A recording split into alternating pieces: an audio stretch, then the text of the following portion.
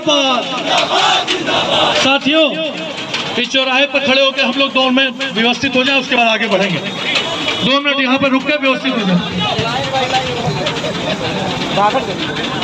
हमारे तमाम साथी यहाँ पर आए और जन समस्या इतनी है कि जिसकी गिनती कराई जाए तो शायद शतक पार हो जाएगा। हम लोग राजनीति में बल्ले और क्रिकेट से खेल तो नहीं खेलते हैं, लेकिन सहयोग मात का खेल रोज खेलते हैं। कहीं ना कहीं भारतीय जनता पार्टी के सत्ता पक्ष के नेता, जो हमारे समाजवादी पार्टी या अन्य दलों के नेता हैं, उन सबको कार्यकर्ता को प्रताड़ित करने का काम करते हैं, उनके खिलाफ फर्जी मुकदमा लिखाने का काम करते हैं, प्रतिशोध की भावना से काम करते हैं। हमारे जिले के जनपद के जो सम्मानीय विधायक हैं, हमारे जिले के जनपद के सम्मानीय सांसद हैं, वो लोग उनकी मदद करके फर्जी मुकदमा दर्ज करवाते हैं। हमारा मुद्दा ये था, किसान आज परेशान है, डीओपी की कमी है, डीएपी के साथ साथ कहीं ना कहीं गन्ना मूल्य का जो भुगतान है वो भी रुका हुआ है। पिछले साल का बजाज चीनी मिल का अकेले 100 करोड़ रुपए गन्ना बकाया भुगतान बचा हुआ है। हम आज इस ज्ञापन के माध्यम से बजाज कुदुर्की चीनी मिल को भी ये घोषणा करने आए हैं, उनको हम ये ऐलान करने आए हैं कि आप जल्द से जल्द इस पैसे को निस्तारण रूप से करिए, नहीं तो हम लोग वहां भी आंदोलन करेंगे, बजाज चीनी मिल को घेरने का काम करेंगे और उस काम में प्रशासन भी हमारा साथ दे, क्योंकि प्रशासन अगर पैसा नहीं दिला सकता है तो हम लोग को मजबूरन सड़क पे आना पड़ेगा और आंदोलन करना पड़ेगा।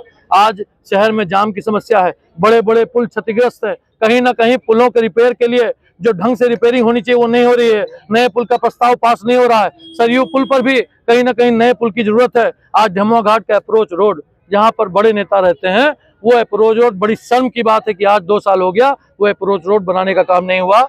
जबकि धन्यवाद देना चाहते हैं, मेरी जानकारी में है कि मसौदा चीनी मिल ने शायद उस अप्रोच रोड को रिपेयर कराकर जो गन्ना किसान है उनको मसौदा ले जाने के लिए, अपने फायदे के लिए काम करने का काम किया। लेकिन धन्यवाद कि आपने अपने फायदे के लिए सही, लेकिन जनपद के रोड को बनाने का काम किया है।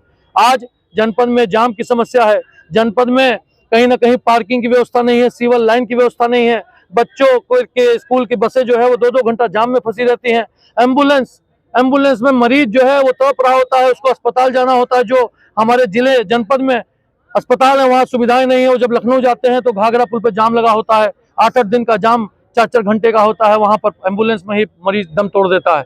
आज कहीं ना कहीं चारों ओर परेशानी है, छात्र, किसान, नौजवान, महिला सब परेशान है, कानून व्यवस्था ध्वस्त है। जिस तरह से हत्याएं हो रही हैं, जिस तरह से दिक्कतें हो रही हैं, हम प्रशासन से कहना चाहते हैं कि आपके हाथ में पावर है, आप निश्चित रूप से इसको कम कर सकते हैं, घटा सकते हैं और आपकी तत्परता से ये काम हट सकता है। जिस तरह से पिछले 2 दिन की घटना सामने आई है, एक लड़की जो है छत पे भाग रही है, दौड़ रही है, वहां से जंप करना चाह रही है, इस तरह की घटनाओं को रोकने के लिए प्रशासन को मुस्तैद होना पड़ेगा।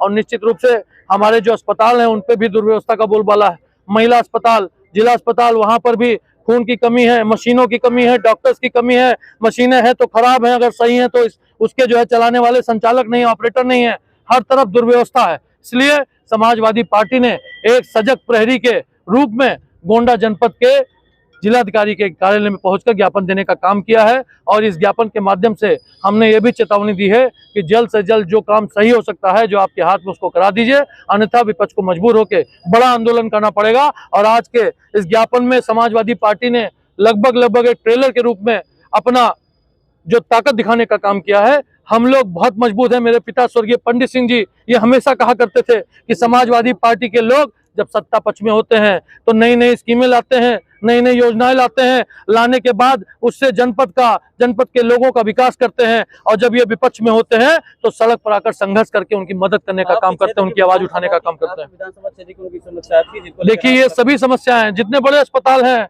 ये शहर, ये जिला अस्पताल, महिला अस्पताल, तमाम सामुदायिक स्वास्थ्य केंद्र, तमाम प्राथमिक स्वास्थ्य केंद्र, यहाँ पर तहसील है, यहाँ पर ब्लॉक है, यहाँ पर सारे विभाग हैं, ये सबसे बड़ा क्षेत्र हमारा है गोंडा जनपद का। इसलिए आज ये जिम्मेदारी हमने उठाई और धन्यवाद हमारे पार्टी के सभी नेताओं को कि सबने हमारे साथ आकर कंधे से कंधा खड़ा किया। सातों विधानसभा में सबसे फिसड्डी विधानसभा कौन सी है जिसमें विकास कार्य जरा भी नहीं हुआ? गोंडा विधानसभा सबसे फिसड्डी है, इसलिए कहेंगे क्योंकि आधा क्षेत्र नगरीय क्षेत्र है।